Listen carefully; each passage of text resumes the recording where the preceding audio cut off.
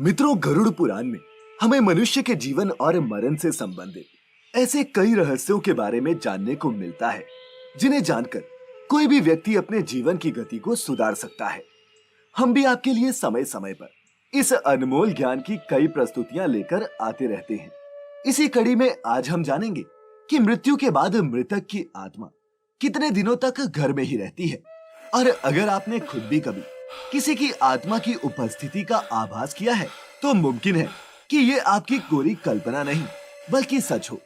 क्या है हमारे धर्म शास्त्रों का कहना, जानेंगे आज की इस वीडियो में, तो बिना स्किप किए अंत तक जरूर देखिएगा। मित्रों, ये तो आपको पता ही होगा कि गरुड़ पुराण वैष्णव संप्रदाय से संबंधित है। साथ ही ये भी कि इस पुराण के अधिष्ठाता देव कोई और नहीं बल्कि इस सृष्टि के पालनकर्ता स्वयं भगवान विष्णु है।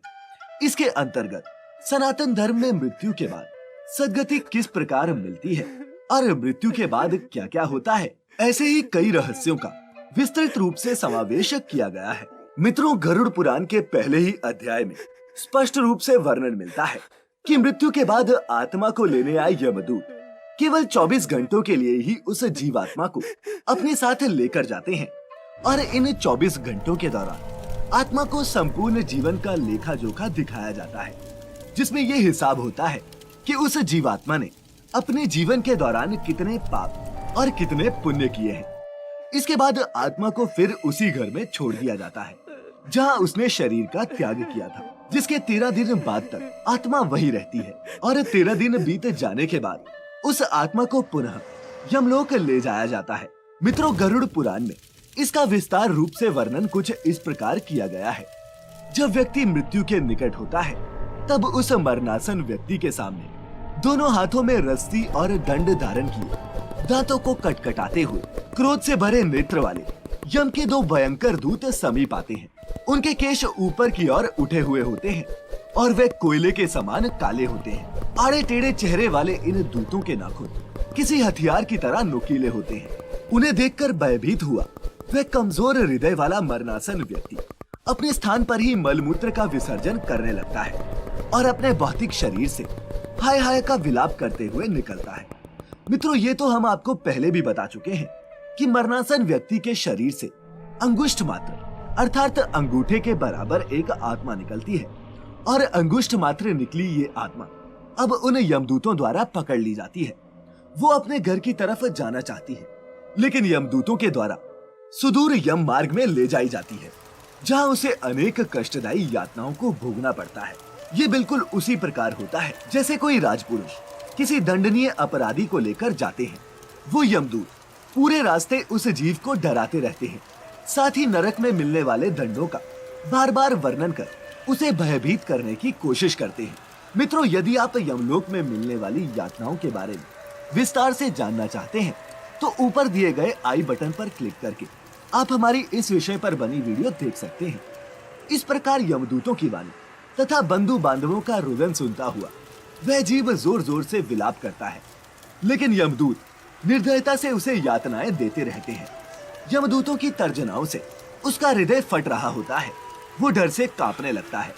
उसे रास्ते में खूंखार कुत्ते, सांप, बिच्छू आदि काटते हैं। इस तरह अपने पापों को याद करता हुआ वे पीड़ित व्यक्ति यम मार्ग में चलता जाता है। भूख और प्यास से पीड़ित उस जीवात्मा को यमदूतों द्वारा पीठ पर कोड़े भी मारे जाते हैं। उसे तपते कठिन मार्ग पर ना तो जीवात्मा विश्राम कर सकती है और ना ही उसे पीने को पानी मिलता है। थक कर वो जगह जगह गिरता है और मूर्छित होने के बाद फिर होश में आकर वो अंधकारपूर्ण यमलोक की ओर बढ़ता जाता है। बताया गया है कि 2 अथवा 3 मुहूर्त में वह जीवात्मा यमलोक पहुंच जाती है और यमलोक उसे नरक में मिलने वाली घोर यातनाएं दिखाते हैं।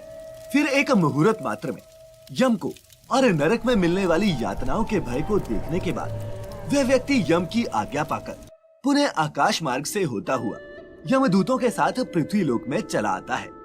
मनुष्य लोक में आकर मोह और वासना से बंधा हुआ वह जीव देह में प्रवेश करना चाहता है, किंतु यमदूतों द्वारा पकड़कर उसे रस्सी से बांध दिए जाने से वह कुछ भी कर पाने में बिल्कुल असमर्थ होता है। वह अपने परिवार को, रिश्तेदारों, दोस्तों को, सबको उसकी मृत्यु का शोक मनाते देखता है। वो उन्हें चुप कराने का प्रयास भी करता है, लेकिन उसकी वहां उपस्थिति का किसी को भी ज्ञान नहीं होता। फिर सामने खुद का ही नश्वर शरीर देख और भूख प्यास से पीड़ित ये जीवात्मा ऊंचे ऊंचे स्वर में विलाप करते हुए रोने लगती है। साथ ही मित्रों बताया गया है कि वह पापी प्राणी आतुर काल में दिए दान को प्राप्त करने के बाद भी तृप्ति अर्थात शांति को प्राप्त नहीं करता, क्योंकि उसके पापों की संख्या इन पुण्य कर्मों से कहीं बड़ी होती है। मित्रों, इसीलिए पिंडदान किया जाना आवश्यक बताया गया है, क्योंकि इस समय पिंडदान के माध्यम से ही आत्मा को कुछ खुराक मिल पाती है। कहा जाता है जिनका पिंडदान नहीं होता वह प्रेत रूप में होकर कई कालों तक निर्जन वन में दुखी होकर भ्रमण करते रहते हैं। सैकड़ों करोड़ साल बीत जाने पर भी बिना भोग किए इतनी पीड़ा को सहने के बाद भी उसके कर्मफल का नाश नहीं होता, और जब तक वह पापी अपने हिस्से में आई उन जीव यातनाओं को भोग नहीं लेता तब तक उसे मनुष्य शरीर भी प्राप्त नहीं होता। इसीलिए तो पिंडदान की इस महत्ता को समझते हुए पुत्र को चाहिए कि वह 10 दिनों तक प्रतिदिन पिंडदान करे। गरुड़ पुराण में वर्णानुसार प्रतिदिन वह पिंड 4 भागों में विभक्त होते हैं। उनमें से 2 भाग तो प्रेत के देह के पंचभूतों की पुष्टि के लिए होते हैं, तीसरा भाग यमदूतों को प्राप्त होता है और चौथे भाग से उस जीव को आहार प्राप्त होता है। 9 रात दिनों में पिंड को प्राप्त करके उस प्रेत का शरीर बन जाता है और 10वें दिन उसमें बल की प्राप्ति होती है। साथ ही मित्रों ये भी बताया गया है कि मृत व्यक्ति के देह के जल जाने पर पिंड के द्वारा उसे पुनः 1 हाथ लंबा शरीर प्राप्त होता है, जिसके द्वारा वह प्राणी यमलोक के रास्ते में अपने शुभ और अशुभ कर्मों के फल को भोगता है। पहले दिन जो पिंड दिया जाता है उससे उसका शरीर बनता है, दूसरे दिन के पिंड से ग्रीवा, गर्दन और स्कंद तथा तीसरे पिंड से हृदय बनता है, चौथे पिंड से पीछे का भाग, 5वें से नाभि, छठे और 7वें पिंड से क्रमशः कमर और गुप्तांग उत्पन्न होते हैं, 8वें पिंड से जांघें और 9वें पिंड से घुटने तथा पैर बनते हैं। इस प्रकार 9 पिंडों से देह को प्राप्त करके 10वें पिंड से उसकी भूख और प्यास ये दोनों जागृत होती हैं। इस पिंड शरीर को प्राप्त करके भूख और प्यास से पीड़ित जीवात्मा 11वें और 12वें 2 दिन भोजन करती है और फिर 13वें दिन यमदूतों के द्वारा बंदर की तरह बांधा हुआ वह प्राणी अकेला ही उस यम मार्ग पर निकल पड़ता है। गरुड़ पुराण में ये भी बताया गया है कि मार्ग में मिलने वाली वैतरणी नदी को छोड़कर यमलोक के मार्ग की दूरी 86,000 योजन है और वे प्रेत प्रतिदिन रात दिन में 247 योजन चलता है। मार्ग में आए हुए 16 पुरों को पार करके पापी व्यक्ति धर्मराज के भवन में जाता है। यमराज के दूतों के पाशों से बंधा हुआ वह पापी जीव रास्ते भर हाहाकार करता हुआ, रोता हुआ अपने घर को छोड़कर हमेशा हमेशा के लिए यमपुरी को चला जाता है।